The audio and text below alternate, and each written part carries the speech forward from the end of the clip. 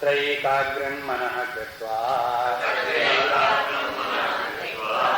यत् चित्तेन्द्रियक्रियः उपविश्यासने युञ्ज्यात् योगम् आत्मविशुद्धये समं कायशिरोग्रीवम् धारयन्नचलं स्थिरः सम्प्रेक्ष्य नासिकाग्रं स्वम् दिशश्चानवलोकयन् प्रशान्तात्मा विगतभिः ब्रह्मचार्य प्रतिष्ठितः मना संयममच्चित्तो युक्तयासीत मत्परः प्रशान्तात्मा विगतभिः ब्रह्मचार्य प्रतिष्ठितः मना संयममच्चित्तो युक्तयासीत मत्परः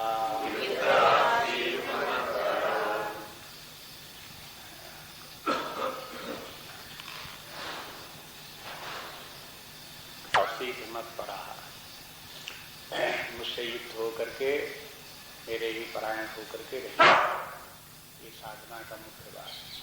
दूसरे अध्याय में भी बुलाए थे सर्वकर्माणि संयम्य युक्त आसीत मत्परः। ये युक्त आसीत मत्परः ये रिपीटिशन है, माने महत्वपूर्ण बात है, ध्यान देने की है। आखिर ध्यान में करना क्या है? परमात्मा परायण होकर के तच्चित्त होकर के बैठना है। लोग तक तो जो है वो हो बहिरंग बात हो गई। बहिरंग माने ध्यान के लिए तैयारी, शांति एकांत स्थान, आसन भी ठीक हो और उसके ऊपर सीधे बैठ करके ध्यान करें। स्थान, बिछाने का आसन, बैठने का आसन, ये सब तैयारी होनी चाहिए ध्यान की। उसके बाद फिर प्राणायाम, उसके बाद फिर प्रत्याहार। प्रत्याहार का तात्पर्य इंद्रिय निग्रह, मनोनिग्रह। इंद्रियों के द्वारा बाह्य जगत के विषयों को ग्रहण न करें। मन जिस समय हम परमात्मा का ध्यान करें, परमात्मा में अपने चित्त को लगावें, उस समय जगत उसके बीच में ना आवे।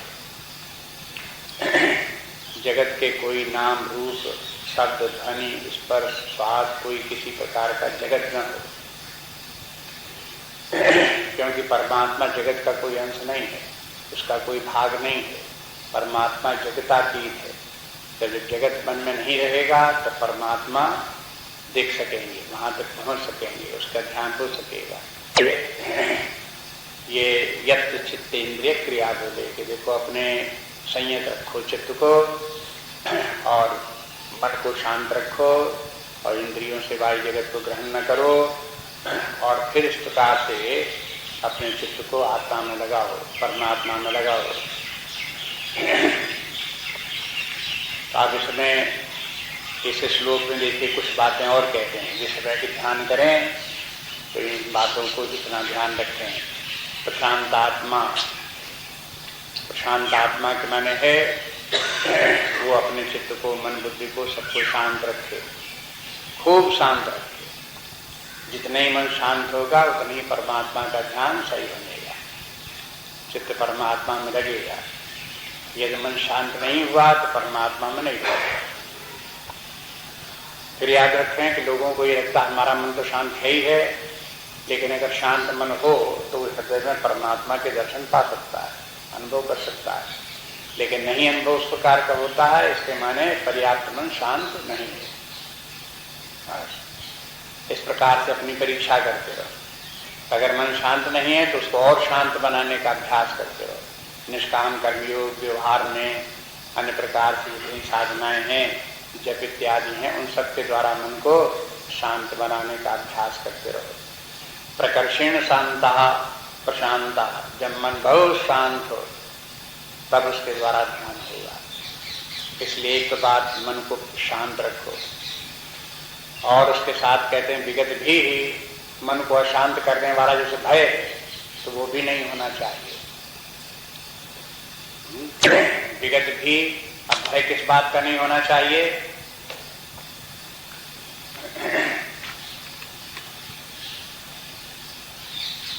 हम बैठे हैं वहां आसपास से कहीं से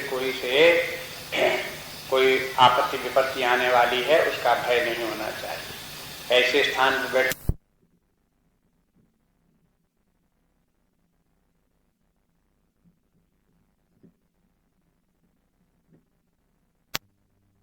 सांप आ जाने का डर लगे, ऐसे स्थान बैठ करके ध्यान न करें कि बादल आ जाएंगे, पानी बरसने लगेगा, उसका भय। बाहरी कहीं कोई इस प्रकार का भय व्यक्ति का न हो। फिर दूसरी बात, अपने भीतर भी भय न हो। अपने भीतर भी भय होता, बाहर न हो तो भीतर क्या भय कि अगर हम ध्यान करने लगे तो कहीं ऐसा न हो ध्यान करते करते हमारी समाधि लग जाए। और सुनते हैं कि योगियों की समाधि 40-40 दिन तक की लगी रहती है और वो बैठे ही रहते हैं, तो और लोग तो क्या समझेंगे हमें कि तो मर गए, उठाओ ले जाओ इनको, गंगा जी में पहुंचाओ। तो कोई इस प्रकार के लोग बाग में समझ लें कि हमको मर गए। तो इस बात का डर, तो ऐसे अनेक प्रकार के डर ध्यान करते समय लोगों को आते रहते हैं। लोगों से पूछो तो वो बताते हैं कि बहुत प्रकार के डर लगते हैं। इस प्रकार के न इस प्रकार का डर हो तो भी लोगों को ये डर लगता है कि कहीं ऐसा ना हो कि ध्यान करते करते बहुत विलम्ब, हम 2-3 घंटे तक बैठे ही रहें और सब हमारा काम का फिर नुकसान हो। हमें जहाँ जाना फिर जाना पाऊँ, तब तक जाना लेट हो जाए और काम करने बिगड़ जाए, खाना खाने को फिर खाना खत्म हो जाए। तो इस प्रकार से ध्यान करके बैठे तो इस प्रकार का कहीं ना कोई ध्यान, उसको भय अपने मन में भीतर लग रहा है। तो ये भय कोई नहीं होना चाहिए। निर्भय होकर के ध्यान करो, न कहीं कोई बाहरी भय हो, न ध्यान करने वाले को कोई ध्यान से हानि होने वाली है, उस प्रकार का भी भय मत रखो। निर्भय होकर के ध्यान करो। इसलिए विगत भी के बने निर्भय होकर के ध्यान करो। और ब्रह्मचारी व्रते स्थिता, और ब्रह्मचर्य के व्रत में व्रत लेकर के बैठो। यहाँ ब्रह्मचर्य के माने ध्यान के समय ब्रह्मचर्य के माने क्या है कि ब्रह्म के मार्ग पर हमें चलना है, परमात्मा की तरफ, ब्रह्म ही हमारा अंतिम लक्ष्य है, बस उसी का हमें अभ्यास साधना करनी है, ऐसा ही संकल्प लेकर के बैठो। इससे एक निषेधात्मक धुन भी निकलती है कि ध्यान करते समय इसलिए ध्यान न करो कि ध्यान करते करते हमें कोई सांसारिक उपलब्धि हो जाएगी, भगवान की कृपा से हमारे काम बन जाएंगे, मुकदमा जीत जाएंगे या और कोई लाभ हो जाएगा। इस प्रकार की बात लेकर के ध्यान मत करो। ध्यान करो तो परमात्मा के लिए ही ध्यान करो। इस ध्यान के द्वारा हम धीरे धीरे परमात्मा की ओर आगे बढ़ रहे हैं। अंततः हमें परमात्मा की प्राप्ति, ब्रह्म की प्राप्ति होने वाली है। बस यही एक लक्ष्य लेकर के, यही एक व्रत निर्धारित करके, ये मेरा तो व्रत है कि इस जीवन में मैं ब्रह्म की प्राप्ति करनी है, ब्रह्म भाव प्राप्त करना ही करना है। इस प्रकार से व्रत लेकर के ध्यान करो। ये भी स्मरण रखें कि जो ध्यान कर रहे हैं इसी के द्वारा ब्रह्म की प्राप्ति होनी है। यही अंतिम उपाय है जिसके द्वारा हमें अपने हृदय में परमात्मा के दर्शन प्राप्त होंगे, उसकी अनुभूति प्राप्त होगी। ऐसा दृढ़ संकल्प लेकर के, निश्चय लेकर के, संशय न हो बिल्कुल, और दूसरे उद्देश्य उसके बीच में न घुसे। इस प्रकार से लेकर के व्यक्ति परमात्मा भाव को लेकर के ध्यान करने के लिए बैठे और मना संयम में मच्चित्ता, और मन को इंद्रियों से, विषयों से दूर रखे और अपने मन को लगावे चित्त में और चित्त को लगावे मुझ में। मत चित्ता, मत के माने मुझ में, चित्ता अपने चित्त को मुझ में लगावे। जब भगवान बोल रहे हैं तो उसके माने चित्त को कहाँ लगाना हुआ? परमात्मा में लगाना हुआ। उसी परमात्मा में ही चित्त को लगाओ, ब्रह्म में ही चित्त को लगाओ।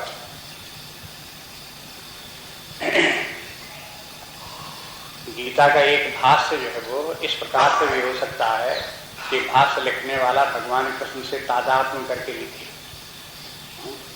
और फिर वहां कहे कि देखो ध्यान करो तो मेरा ध्यान करो, अपना ध्यान करो। मच्चित्ता के माने अपना ध्यान करो, अपने स्वरूप का ध्यान करो। और मत परहा, और अपने आत्मस्वरूप की प्राप्त करने के लिए पारायण होकर के, उसी के लिए समर्पित होकर के ध्यान करो। युक्त आसीत, परमात्मा से युक्त होकर के बैठो। ध्यान करते करते अपने हृदय में परमात्मा को ढूंढ लो, अपने चित्त को परमात्मा में लगा दो। युक्त हो गया, युक्त में आसीत, बस वहीं डटे रहो। अब वहां से परमात्मा के चिंतन से, उसके स्वरूप के स्मरण से हटो नहीं। अब उसके स्थान पर शरीर का स्मरण आ गया, जगत का स्मरण आ गया, तो मैंने हट गए आत्मा से परमात्मा। निरंतर आत्मा का ही चिंतन होता रहता है और दूसरा कोई चिंतन उसके बीच में नहीं आता, तो इसके माने ये हो गया, युक्त हो गया मन, परमात्मा में भी लग गया। इस प्रकार से अपने मन को परमात्मा में लगा करके ध्यान करते रहो, निरंतर उसी के ध्यान में बैठे रहो। मत्परा शब्द को देखो, पिछले अध्याय में आ चुका। तद्बुद्धि तदात्मान तन्निष्ठा तत्परायण। तत्परायण माने उसी परमात्मा के परायण होकर के रहो। वो जो 4 बातें वहां बताई थी ध्यान की, वो इस समय यहाँ पर फिर लाओ और याद रखो उनको कि ध्यान करते समय तद्बुद्धि ही, उसी परमात्मा में ही बुद्धि लगाओ। तदात्माना, उसी में अपना मन लगाओ। तन्निष्ठा, उसी में निष्ठा रखो। तत्परायण, उसी के परायण हो। माने हम ध्यान परमात्मा के लिए करते हैं, परमात्मा ही हमारी सहायता करने वाला है, परमात्मा ही कृपा से हमारा ध्यान सफल होगा, परमात्मा की प्राप्ति में हमारी सारी उपलब्धियां हैं, परमात्मा की प्राप्ति में ही जीवन की सफलता है। इस प्रकार के समस्त विचार परमात्मा के को केंद्र बना करके ही स्थित रहें, तब वो हुआ परमात्मा परायण। परमात्मा में निष्ठा, निष्ठा व्यक्ति की जब तक जगत में है, विश्व में है, तब तक हृदय में परमात्मा मिलता नहीं। जब परमात्मा में ही निष्ठा हो, तब परमात्मा की प्राप्ति हो। निष्ठा के माने क्या हुआ? जैसे इंद्रिय भोगें ये सुखदायी हैं और ये बात चित्त में बैठी हुई, तो एक निष्ठा है। कहाँ निष्ठा है? भोगों में, इंद्रिय भोगों में निष्ठा है। माने उनमें विश्वास है, उन पर हम आश्रित हैं, उन्हीं के लिए जीवन जी रहे हैं, तो निष्ठा बन गई। ऐसे ही जैसे निष्ठा इनमें होती है, जगत में, परिवार में, धन संपत्ति में, धन में भी निष्ठा होती। अरे साहब, बिना धन के जिंदगी की कहाँ, उससे तो काम चलता ही नहीं है, वो तो होना ही चाहिए। बातें कहने के लिए कुछ भी कहो, लेकिन पैसे के बिना किसका काम चलता है? तो निष्ठा कहाँ हुई? उसी धन में, उसी पैसे में निष्ठा हो। ऐसे ही परमात्मा में निष्ठा हो। जिन लोगों के पास धन है तो धन में निष्ठा है ही, धन है उनके पास, उसी पर आश्रित भी है। जिनके पास धन नहीं है, उनको भी धन में निष्ठा है। नहीं है तो क्या, अरे हमारे पास तो कुछ है नहीं, होता तो ऐसा होता तो बड़ी इज्जत होती, और पैसा नहीं है तो भी जिंदगी क्या। अब पैसा नहीं के रोना उनका है, निष्ठा पैसे ही में। पैसे के अभाव में भी पैसे में निष्ठा, और पैसा होने पर भी पैसे में निष्ठा। सब प्रकार से निष्ठा उसमें, सारे संसार की निष्ठा इसके मन। कोई दरिद्र, कोई धनी, लेकिन निष्ठा सबकी पैसे। उसके स्थान में जब निष्ठा हो परमात्मा, कि सारा धनों का धन जो है वो परमात्मा है, परम धन परमात्मा है। जहाँ परमात्मा है वहाँ धन की तो धन तो पीछे पीछे घूमने वाला है। लोग बाग लक्ष्मी के पीछे दौड़ते हैं तो लक्ष्मी भागती है। नारायण के पीछे भागो और नारायण को पकड़ो, और पक्षी को, लक्ष्मी को चाहे जितना दुतराओ भगाओ तो लक्ष्मी पीछे लगेगी, नारायण के साथ रहेगी लक्ष्मी, तो जा कहाँ सकते हैं। इसलिए जब नारायण के चरण पकड़ लिए तो लक्ष्मी जी अपने आप मर आएंगी, चारों तरफ चक्कर काटेंगे, जा नहीं सकती। नियम ये है। लेकिन व्यक्ति जो इस बात को न समझ करके नारायण को जाता भूल और लक्ष्मी को पकड़ने दौड़ता है, तो लक्ष्मी मिल भी जाए बहुत सी धन संपत्ति तो वो भी दुख देती रहती है, चिंता उत्पन्न करती रहती है, भय उत्पन्न करती रहती है, फिर नष्ट हो जाती है, एक स्थान से दूसरे स्थान पर चली जाती है, वो रुकती नहीं कहीं। ये सब इस प्रकार से होता रहता है। इसलिए निष्ठा परमात्मा में रखो। परमात्मा की निष्ठा पक्की निष्ठा। अगर परमात्मा में निष्ठा है तो परमात्मा परायण भी हो जाओगे। परमात्मा परायण में उसके ऊपर आश्रित हो गए, उस पर निर्भर हो गए, उसी को अपने सब कुछ जीवन का समझने लगे, तो ये परमात्मा परायणता हुई। इसी भाव को लेकर के ध्यान करो। इस श्लोक से स्पष्ट है कि ध्यान करते समय मुख्य हमारा कार्य ये है कि अपने चित्त को हम परमात्मा में लगावें, पूरी निष्ठा के साथ लगावें, पूरे विश्वास के साथ लगावें, परमात्मा के ऊपर निर्भर होकर के लगावें। उसी में जगत का, शरीर का, जीवन का, उसकी उस समय कोई परवाह न करें, कोई भय न करें, कोई चिंता न करें। एकमात्र परमात्मा है, उसके अतिरिक्त और कहीं कुछ नहीं, ऐसा समझ करके अपने चित्त को उसी परमात्मा में लगा। अब देखिए दूसरा श्लोक। युञ्जन्नेवं सदात्मानं योगी नियतमानसः शान्तिं निर्वाण परमां मत्संस्थामधिगच्छति। युञ्जन्नेवं सदात्मानं योगी नियतमानसः शान्तिं निर्वाण परमां मत्संस्थामधिगच्छति।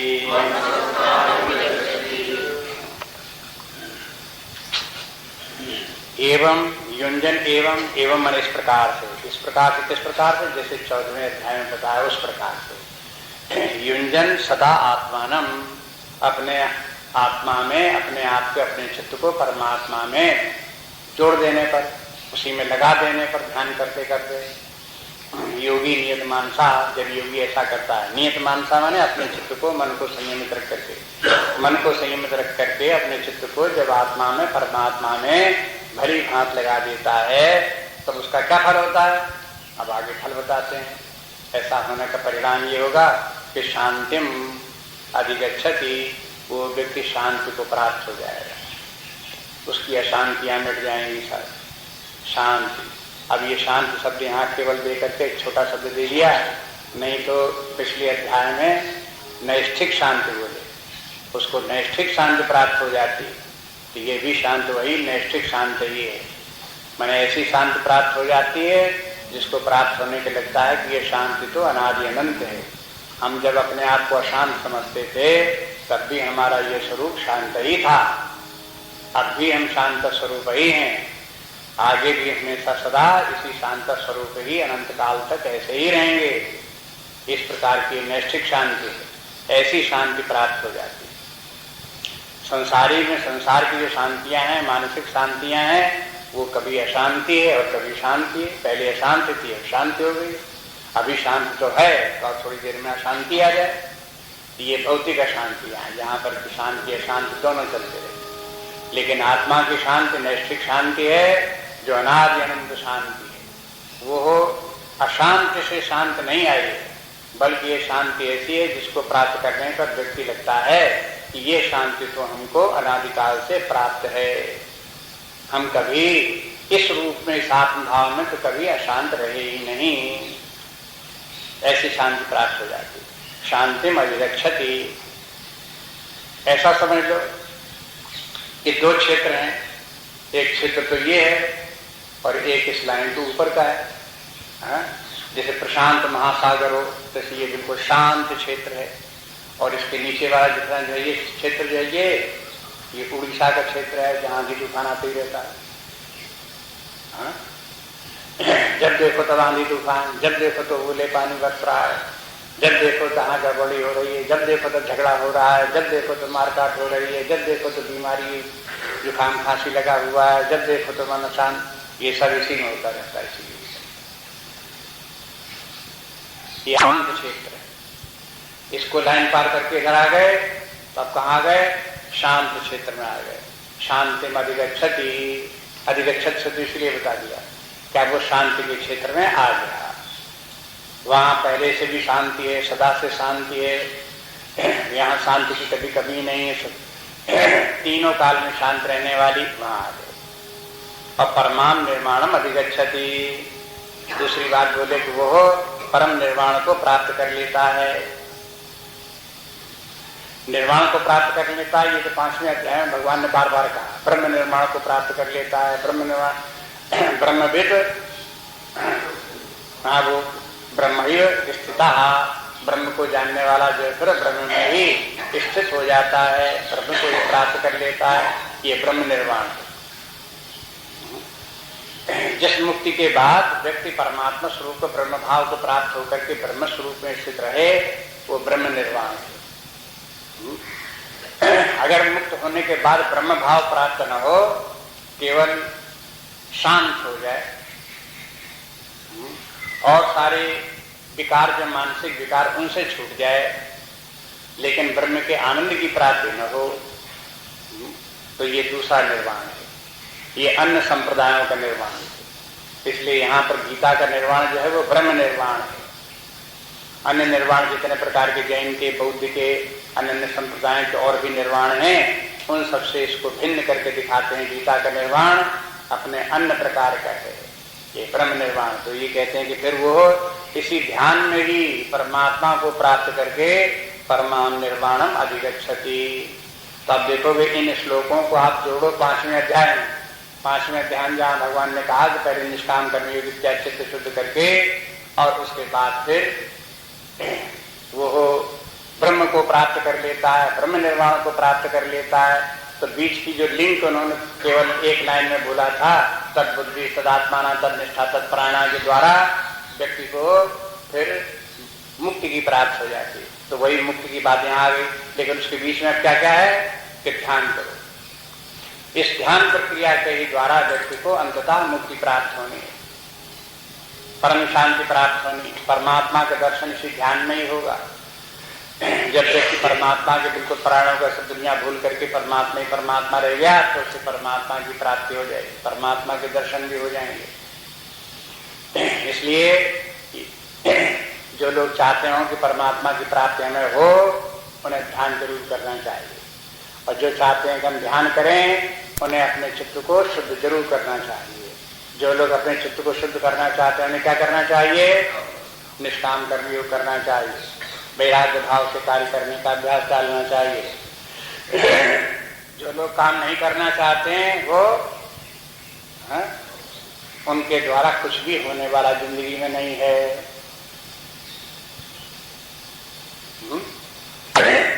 न कोई साधना होने वाली है, न कोई विकास होने वाला है, न कहीं किसी लक्ष्य पर पहुंचने वाले। जैसे पत्थर किसी जगह रास्ते में पड़ा हो तो वहीं पड़ा रहेगा। आप साल भर के बाद लौट करके आओ तो आपको पत्थर वहीं मिलेगा। आप कहोगे इतने रास्ते पर इतने लोग सब चलते चले जा रहे हैं, हजारों लोग, ये पत्थर जरा भी नहीं चला। क्यों नहीं चला? दूसरे का भी नहीं हुआ, कोई ठोकर मार देता तो थोड़ा सरक जाता। इतना भारी था, ठोकर लगने से लोग तो गिर गए, लेकिन पत्थर नहीं चला। तो ऐसे लोग जो हैं जैसे पत्थर की तरह होंगे, वो कहां पहुंचेंगे? इसलिए शास्त्र बार बार कहता रहता है कि देखो, जीवन चेतना लाओ, कार्य करो, साधना करो। क्रम क्रम से साधना करते करते आपके अंतिम मंजिल मनुष्य शरीर की यही है कि आप परमात्मा को प्राप्त करो। जब मनुष्य शरीर मिल गया तो आप कोई पत्थर थोड़े हैं, आप कोई पेड़ पौधे थोड़े हैं जो एक जगह खड़े रहे। मनुष्य शरीर प्राप्त हुआ तो कोई कीट पतंग पशु पक्षी अब थोड़े हैं जो मेरे विषयों में ही पड़े रहे। मनुष्य शरीर प्राप्त हुआ है तो इसके द्वारा आध्यात्मिक साधना करते करते पूर्णता प्राप्त करें, परफेक्शन ऑफ द लाइफ। ये ब्रह्म निर्वाण क्या है? जीवन की पूर्णता, जहां पहुंच करके फिर और आगे विकास के लिए कोई स्थान नहीं रह जाता। अंतिम गति है, परम गति है। तो ये कहते हैं निर्वाणम परमाम अधिगच्छति और मत संस्थाम अधिगच्छति। तीसरी बात ये, मत संस्थाम अधिगच्छति, वो व्यक्ति मुझको ही प्राप्त कर लेता है, मुझ में ही आकर के उसका वास हो जाता है। ये बात, इस प्रकार से व्यक्ति जो वो परमात्मा को भी प्राप्त कर लिया। तो अब ये देखो, निर्वाण के माने तो ये लगेगा कि छुटकारा हो गया, संसार के बंधन से छुटकारा हो गया, मुक्ति हो गई। ये तो निगेटिव बात है। परमाम निर्वाणम निगेटिव बात। पॉजिटिव बात क्या हुई कि परमात्मा को प्राप्त कर लेते हैं। मत संस्थाम अधिगच्छति, ये परमात्मा को प्राप्त हो गए, ये उसका विधेयात्मक रूप हो गया। तब होना क्या है कि जो हम जहां आप फंसे हैं, जिस संसार में, जिस दलदल में, वहां से निकलें। जिस निगेटिव बात, और जहाँ हमारा अपना वास्तव स्वरूप अपना परम धाम है, आत्मा स्वरूप आनंद स्वरूप, वहां जाकर के हम वास करें, ये विधि आत्मा स्वरूप हुआ, उसमें जाकर के स्थित है। तो ये इसमें इनमें तीन बातें कह करके यहाँ बता दी है। शांति कह करके एक संकेत शांति का ये भी है कि सब लोग जानते हैं कि भाई क्या हालचाल है, तो बोले कि आजकल खूब अच्छा है। क्या अच्छा है? कि सुख शांति से हैं। जब शांति बोलेंगे तो उसके साथ सुख शब्द जरूर जोड़े रहेंगे। सुख शांति है कि नहीं है? हा? तो इसके माने है शांति और सुख जो दोनों जो है वो साथ साथ चलने वाले हैं। जितनी अधिक शांति उतना ही अधिक सुख, जितनी अशांति उतना ही दुख। अशांति का कारण कुछ भी हो, अशांति होगी तो दुख, शांति होगी तो सुख, थोड़ी शांति होगी तो थोड़ा सुख। 1 मिनट के लिए शांति हो गई तो 1 मिनट का सुख, घंटे भर की शांति हो गई तो घंटे भर का सुख, साल भर के लिए शांत हो गई तो साल भर का सुख, और सदा के लिए शांत प्राप्त हो गई तो सदा के लिए सुख हो गया। परम शांति के माने परमानंद, परमानंद की प्राप्ति हो गई। जिसको प्राप्त करने, जिस आनंद को प्राप्त करने के बाद और कुछ प्राप्त करना शेष न रह जाए, ऐसी शांति। इसलिए ये भी बता दिया कि परम शांति की प्राप्ति हो जाती है। ये यहाँ बता दिया इस प्रकार शांति। आगे कुछ श्लोकों के बाद चल करके फिर ये भी बता देंगे कि ये परमानंद की स्थिति है परम। और 5वें अध्याय में कह चुके हैं।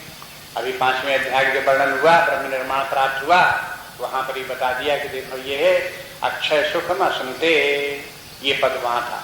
उस व्यक्ति को अक्षय सुख प्राप्त हो जाता है, नैष्ठिक शांति प्राप्त हो जाती है और अक्षय सुख प्राप्त हो जाता है। अक्षय सुख बने अविनाशी सुख, सदा के लिए प्राप्त हो गया, फिर वो कभी नष्ट नहीं होता। इस प्रकार से ये स्थिति ध्यान की अवस्था के परिणाम स्वरूप ही होने वाली। निष्काम कर्मयोग में वर्णन करते हुए ऐसी स्थिति नहीं आती। निष्काम कर्मयोग करते करते मन शांत होगा, लौकिक शांति आएगी, उसमें भी सुख लगेगा, मन में प्रसन्नता भी रहेगी, लेकिन नैष्ठिक शांति प्राप्त नहीं होगी निष्काम कर्मयोग। हाँ, परमानंद की प्राप्ति नहीं होगी कर्मयोग से। धर्म से भी व्यक्ति को सुख होता है, लेकिन परमानंद की प्राप्ति धर्म से नहीं होती। इन सबकी अपनी अपनी सीमाएं हैं, उन सबको समझना चाहिए। कहाँ किसकी गति कहाँ तक है, धर्म की गति कहाँ तक है, निष्काम कर्म की गति कहाँ तक है, फिर ज्ञान है, परमात्मा का ध्यान है, वो हमें कहाँ तक ले जाता है। ये सब बात साफ साफ मालूम होती। साधना करनी है तो इन सबका ज्ञान ठीक ठीक होना चाहिए। यहाँ तक एक बार भगवान ने जो शुरू किया 9वें श्लोक से लेकर के ये है 15वें श्लोक तक, 6-7 श्लोकों में भगवान ने एक बार ध्यान की प्रक्रिया सब समझा दी। प्रारंभ से अंत तक पहुंच गए। जब ध्यान का फल बता दिया तो बात पूरी हो गई। लेकिन बात तो पूरी हो गई, लेकिन ध्यान साधना ऐसी साधना है कि लोग बात प्रश्न करते रहते हैं। कहते हैं हम तो जरूर ध्यान करने बैठते हैं, लेकिन कभी कभी ध्यान लगता है, कभी कभी ध्यान नहीं लगता। अब बताओ क्या करें। लोगों के नहीं जाने कितनी प्रकार की शंकाएं हैं, कितने प्रकार के प्रश्न हैं। तो भगवान दोबारा फिर प्रारंभ करते हैं कि देखो हम एक बार तुम्हें ध्यान साधना के विषय में फिर से बतलाते हैं। अब वो फिर से शुरू करते हैं बिगिनिंग से, और उनमें जो जो पहले बातें कही थी उन्हीं के थोड़ा थोड़ा आगे बढ़ा करके प्रारंभ से फिर कहते हैं। नाते अस्नस्तु योगोस्ति न चैकान्ता मनस्नता न चाति स्वप्नशीलस्य जागृतो नैव चार्जुन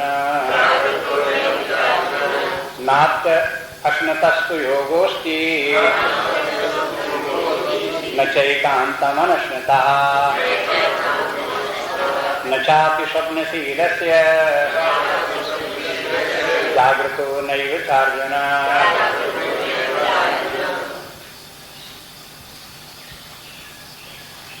अति अश्नतस्तु, बहुत खाने वाले को, अश्न माने खाने वाला, बहुत खाने वाले को न योगोस्ति, उन लोगों के लिए योग है ही नहीं। ये किन लोगों के लिए कि जो लोग ज्यादा खाने वाले हैं उन लोगों के लिए ये ध्यान नहीं है, ये ध्यान साधनाओं के लिए वर्जित है।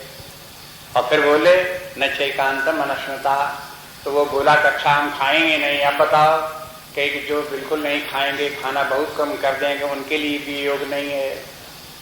तो कम खाने को भी योग नहीं और ज्यादा खाने वाले के लिए भी योग नहीं संभव है। तो फिर आखिर है किसके लिए?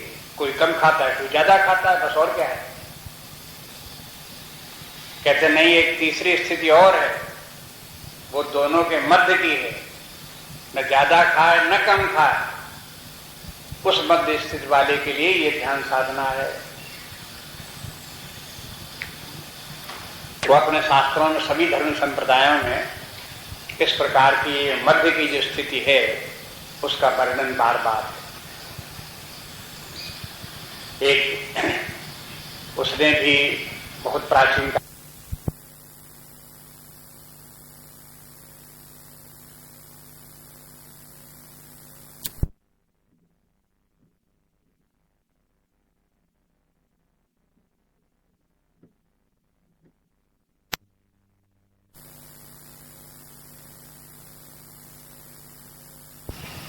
एक और 100 को दोनों को कर दो, जोड़ दो और 2 का भाग दे दो। अब कहाँ गए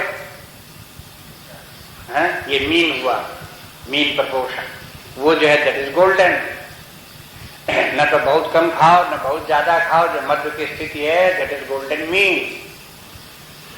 इस प्रकार की जिनकी की स्थिति होगी वही इसको योग में सफल होंगे। सभी लोगों के ही होते हैं। जो लोग देहात्मवादी हैं, समझते शरीर ही में हैं, तो शरीर को ही सेवा के लिए शरीर को खूब तो खिलाएंगे, और जो ज्यादा खाएंगे ज्यादा नींद भी आएगी, और ज्यादा नींद आएगी, ज्यादा खाएंगे तो ज्यादा काम भी करें, हजम करना पड़ेगा, तो फिर एक्सरसाइज भी करेंगे। तो वे लोग 3 काम करते हैं बस। खूब खाएंगे, खूब सोएंगे और खूब व्यायाम करेंगे। परिणाम क्या होगा? शरीर खूब मजबूत तगड़ा होता चला जाएगा। तो अगर शारीरिक सुख प्राप्त करना हो तो उसी की सेवा करो, शरीर की, और ये 3 कार्य करते रहो। खूब खिलाओ, खूब सुलाओ, और खूब एक्सरसाइज कराओ। खाने सोने से पूरा नहीं पड़ेगा। अगर खूब खाया खूब सोए तो पेट बड़ा हो जाएगा और फिर शरीर में ताकत रहेगी नहीं, खाना हजम होगा नहीं। इसलिए खाओ, सो और एक्सरसाइज भी खूब करो। ये देहात्मवादियों के लिए शिक्षा है।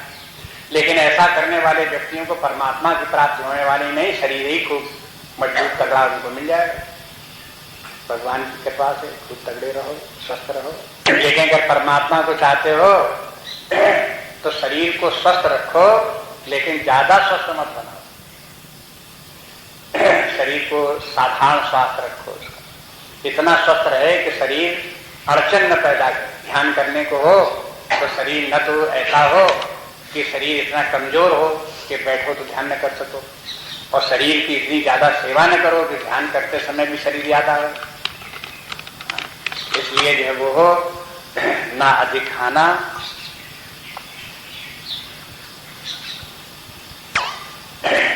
ना अधिक खाने में न कम खाने में। एक बात ये भी है, अधिक खाने में अधिक गरिष्ठ भोजन, अधिक ताकत देने वाला भोजन, उसके चक्कर में मत पड़े।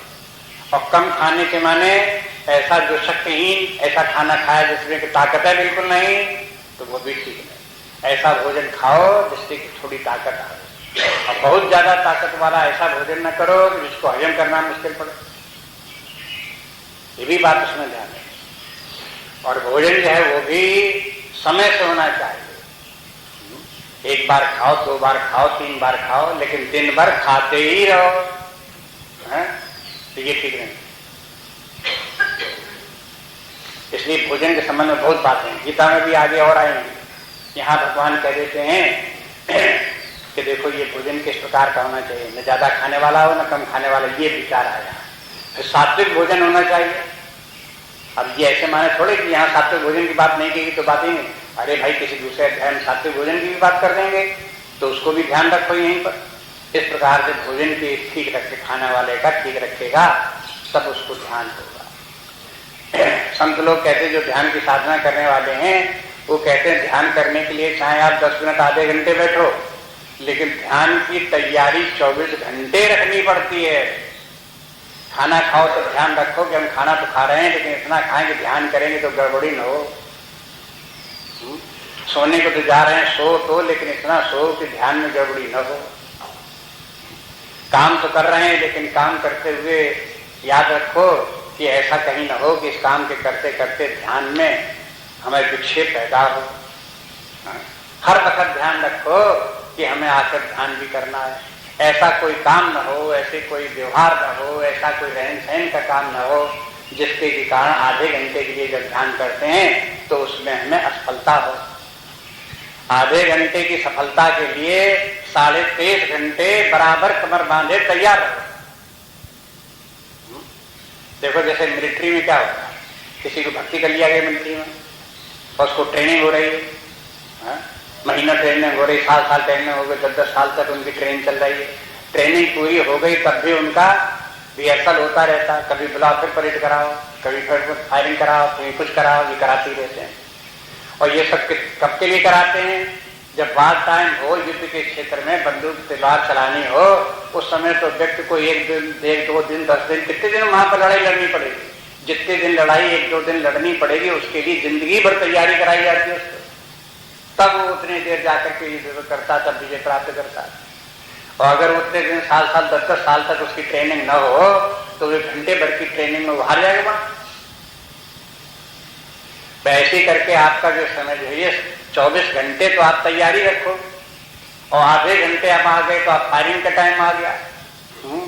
अब उस समय आपका काम देगा कि 24 घंटे आपने कितनी तैयारी रखी है, वो वहां पर आधे घंटे ध्यान के समय आपको पता चल जाएगा। कहते हैं न ज्यादा खाओ और न कम खाओ। इसी प्रकार से दूसरी बात ध्यान ये रखो, न चाहती स्वप्नशील से अति स्वप्नशील से न योगोस्ति। जो ज्यादा सोने वाले हैं उनको भी ये योग सिद्ध नहीं होता। और न जागृतो चैव अर्जुन जागृतो नैव चार्जुन। और हे अर्जुन, जो ज्यादा जागते हैं कम सोते हैं उनको भी ये योग सिद्ध नहीं होता। क्या हुआ कि देखो जो इसमें भी ज्यादा सोने वाले व्यक्ति में क्या खराबी है। ज्यादा सोने वाला देखो एक बात आप करके देखो, जितना आप खाते हो उसके खाने को थोड़ा थोड़ा बढ़ाते रहो, एक और धीरे धीरे करके हफ्ते महीने में बढ़ाते रहो। आप देखो कि साल भर में जितना आप पहले खाते उसको दुगना खाने लगे, हजम भी होने लगा। ये शरीर का जो ये है नियम है कि उसको आदत पड़ती है। अगर ज्यादा खाने की आदत डाल लो तो ज्यादा आदत पड़ जाएगी। कम खाने की, अगर आप जितना खाते हो, अगर 10 रोटियां खाते हो तो एक कम करते जाओ, साल भर में आप देखो 4-5 रोटियां खाने में धीरे धीरे करके खा, और आपको कोई अंतर नहीं पड़ेगा। उतनी भूख रहेगी उतनी संतुष्टि हो जाएगी। तो जितनी आदत डाल लो वैसे ही पड़ जाता है। ऐसे सोने के संबंध में भी, सोने की अगर कोई आदत डाल ले तो 12 घंटे 14 घंटा 16 घंटे सोते ही रहे, और सोने की आदत कम कर दे तो 6 घंटे 4 घंटे मुश्किल दिन पूरी हो जाए। तो ये दोनों तरह की बातें हैं, आदतें पड़ जाती हैं। किसी को ज्यादा सोने की आदत पड़ जाती है और किसी को कम सोने की आदत पड़ जाती है, और ये दोनों ही आदतें खराब हैं। ज्यादा सोने की आदत क्या खराब है कि व्यक्ति तामसी हो जाता है। निद्रा किसका लक्षण है? तमोगुण का लक्षण है। ये निद्रा जो है ये आलस्य है, और निद्रा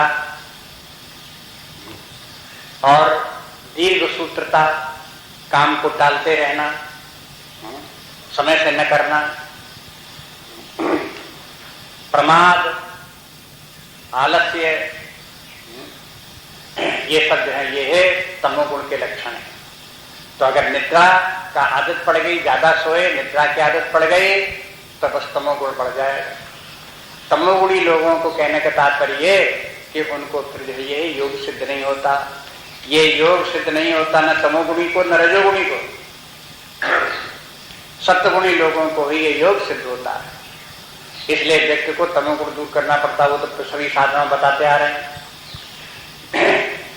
तमोगुण निद्रा से बता दिया, तमोगुण वाले व्यक्तियों को ये योग सिद्ध नहीं होता। और बहुत खाने वालों को बता दिया कि रजोगुण वालों को योग सिद्ध नहीं होता। रजोगुण भी, बहुत खाना भी व्यक्ति को तमोगुण की तरफ ले जाता है, रजोगुण की तरफ ले जाता है। बहुत खाएगा तो खूब एक्सरसाइज भी करेगा, बहुत दौड़ेगा, धूपेगा भी, काम भी बहुत करेगा। ये सब उसको होगी तो बस इसी विक्षेप में ही रह जाएगा।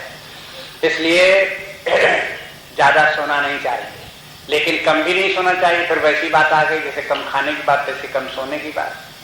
इतना सोना चाहिए व्यक्ति को कि उसका आलस्य समाप्त हो जाए। निद्रा तो हर व्यक्ति को आती है, जितना काम उसने किया दिन भर तो थकान भी होती है, थकान के अनुसार थकान को मिटाने के लिए निद्रा भी आती है।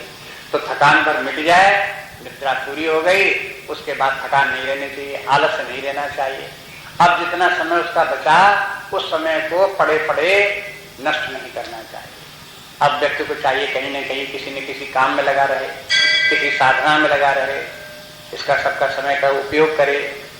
अब ये कहे हमारे क्यों पढ़े कि भाई हमारे पास कोई काम नहीं, इसलिए क्या करें, अपने पढ़े नहीं। तो इसके मैंने उसने शास्त्र नहीं देखा, वो वहां गलती कर रहा है, अनुचित कार्य कर रहा है। अगर कोई काम नहीं तो काम ढूंढो, करो, पढ़े मत रहो। पढ़े रहना व्यक्ति को आध्यात्मिक साधना में बाधा उत्पन्न करेगा, स्वभाव बिगाड़ेगा। इसलिए इन बातों से सावधान रहे। नाति चाति स्वप्नशीलस्य जागृतो दैव चार्जना। इससे एक बात आपको पता लग गई कि ये सबके सब। अब अगला श्लोक आप देखो तो भगवान कहेंगे मध्यम स्थित होना चाहिए, उसके लिए युक्त शब्द का प्रयोग किया। योगी युक्त होता है तो उसका युक्त आहार भी होता है, उसका युक्त स्वप्न भी होता है। देख लीजिए अगला श्लोक, युक्ताहार विहारस्य युक्त चेष्टस्य कर्मसु युक्त स्वप्नावबोधस्य योगो भवति दुःखः। युक्ताहार विहारस्य युक्त चेष्टस्य कर्मसु युक्त स्वप्नावबोधस्य योगो भवति दुःखः। युक्त आहार विहार, आहार और विहार युक्त हो, और युक्त चेष्टा, चेष्टा कार्य ये भी युक्त हो, कर्मसु कर्म की चेष्टा भी युक्त हो, और युक्त स्वप्नावबोध से सोने और जागने में भी युक्त हो। तब ऐसा होगा योगो, तब भवति दुःखः, तब उस व्यक्ति का योग दुःखः माने दुख का नाश करने वाला बन जाता है। अथवा ये योग प्राप्त करने में, योग साधना में सफलता प्राप्त करने में आसानी हो जाती है। व्यक्ति अगर इतनी बातों को ध्यान में रखे। युक्त आहार विहार क्या हो गया? युक्त आहार, युक्त आहार के माने न ज्यादा खाए न कम खाए, मध्यम उसका भोजन रहे, जितने से व्यक्ति के शरीर की आवश्यकता पूर्ति हो रहे, शक्ति की पूर्ति होती रहे, उतना भर अन्न खाए। तो ऐसा युक्त व्यक्ति, युक्त आहार करने वाले व्यक्ति को यह ध्यान साधना सिद्ध होती है, उसी को सफलता प्राप्त होती है। लेकिन जो लोग तमोगुणी स्वभाव के हैं उनका इंटरप्रिटेशन अपना अलग रहता है, उनकी सोच अपने तरह की अलग रहती है। कहोगे देखो शास्त्रों में कैसा लिखा है कि युक्त आहार होना चाहिए, अरे का शास्त्र तो ऐसे ही लिखते रहते हैं। अब अगर हम उनके पीछे पड़े, उनके शास्त्रों की बात मानने लगे तो हमारी तो जिंदगी ही बर्बाद हो जाए।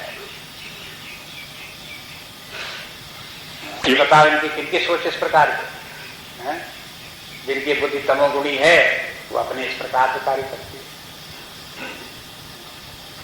है। व्यक्ति की पेट खराब था, गड़बड़ी थी, बार बार पेट खराब हो गया, उसको कहा कि देखो गांधी जी की एक पुस्तक है उपवास करके, उसको आप पढ़ो, कभी कभी उपवास भी किया करो, व्रत भी किया करो। उन्होंने क्या कहा? अरे कहा ये लेखक लोग किताबें पैसा कमाने के लिखते, ये तो उनका धंधा है, हमारे पास ऐसा फिजूल का पैसा नहीं कि हम किताबें खरीदते करें। कितनी समझदारी की बात।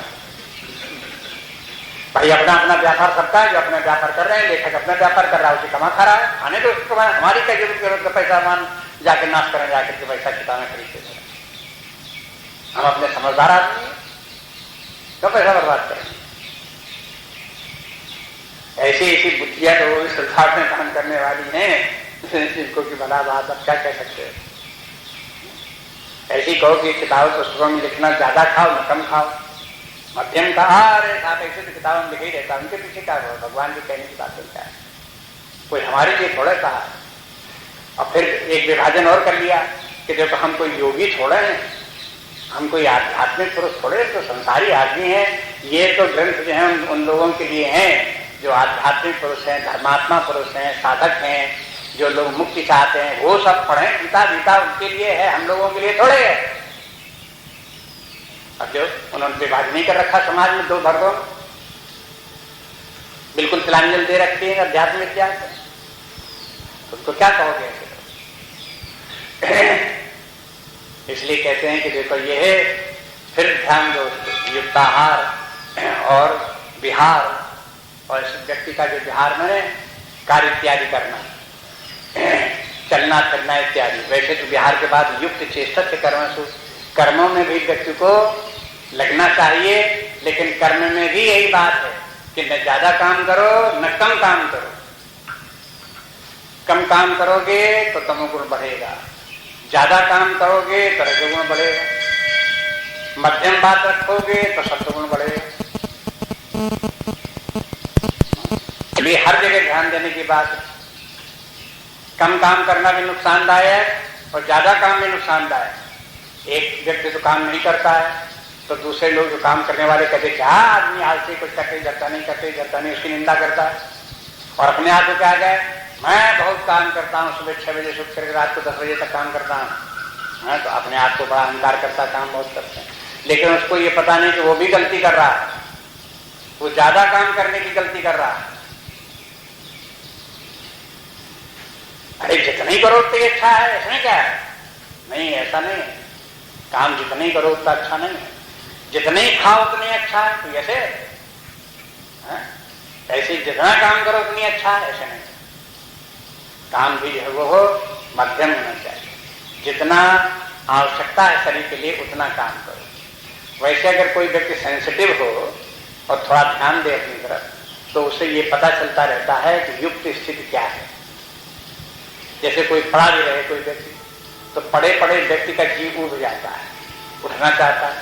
ये इस बात की सूचना है कि तुम जरूरत से ज्यादा पड़े हुए हो, प्रकृति ही बता रही है। अगर व्यक्ति काम कर रहा है, काम में लगा हुआ है, तब उसका मन करता आराम करे। इसके माने अब शरीर सूचना क्या दे रहा है कि तुमने काम ज्यादा कर लिया है, अब आराम करो। सूचना शरीर से मिलती रहती है, लेकिन उसकी तरफ ध्यान न दे करके काम की तरफ ध्यान दिया, आराम की तरफ ध्यान दिया, प्रकृति की तरफ ध्यान नहीं दिया, तो व्यक्ति गलती हो जाती है। किसी लोभ में पड़ करके वो व्यक्ति शरीर की परवाह न करके, शरीर चाहता है कि आराम करो, लेकिन आराम नहीं करता, वो किसी लोभ में पड़ करके काम नहीं लगा रहता। चाहे धन के लोभ में हो, चाहे मान के लोभ में हो, सम्मान के लोभ में हो, यश कीर्ति के लोभ में हो, किसी लोभ में पड़ करके वो जरूरत से ज्यादा काम कर रहा है, तो वो भी हानिकारक है।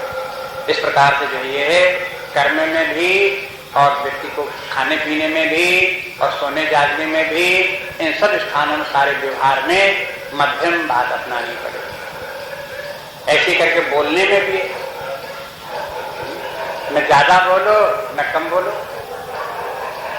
ऐसा भी नहीं कि मौन धारण कर दो 14 वर्ष के लिए, बोलो ही नहीं, वो भी ठीक नहीं। और ऐसा ही नहीं सवेरे से बोलना शुरू करो तो रात तक बोलते ही रहो। दोनों ही बातें हैं। जहां जरूरत है उसी थोड़ा सा मध्यम बोलो, अनावश्यक मत बोलो। वाणी पर संयम रखने का भी अभ्यास हो। एक दुआ आपको सुनाया था ना, वो याद रखो।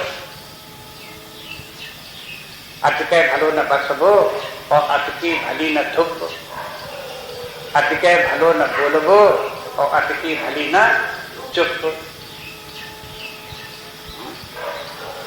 अटके भलो न बोलबो और अटकी भली न चुप।